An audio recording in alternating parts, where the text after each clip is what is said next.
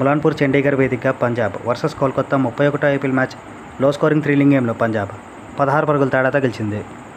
Toss గెలిచి ముందు batting చేసిన పంజాబ్ 15.3 ఓవర్స్లో 111 పరుగులు చేసి ఆలౌట్ అయింది. చేజింగ్లో కోల్కతా 15.1 ఓవర్స్లో 95 పరుగులు చేసి ఆలౌట్ అయ్యి 16 పరుగుల తేడాతో మ్యాచ్లో ఓడిపోయింది. ఇరువైపులా బౌలర్స్తో ఆధిపత్యంగా సాగింది ఈ మ్యాచ్.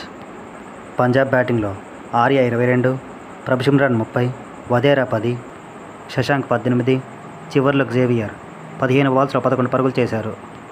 కేకేఆర్ బౌలింగ్లో రాణా 3, నరైన్ 2, చక్రవర్తి 2, నోర్జియా, అరోరా ఒక్కొక్క వికెట్ దక్కించుకున్నారు.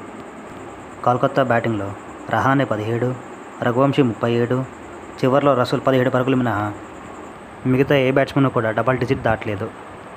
పంజాబ్ బౌలింగ్లో Chahal 4, Marco 3, Xavier, Maxwell, Harshdeep ఒక్కొక్క వికెట్ దక్కించుకున్నారు.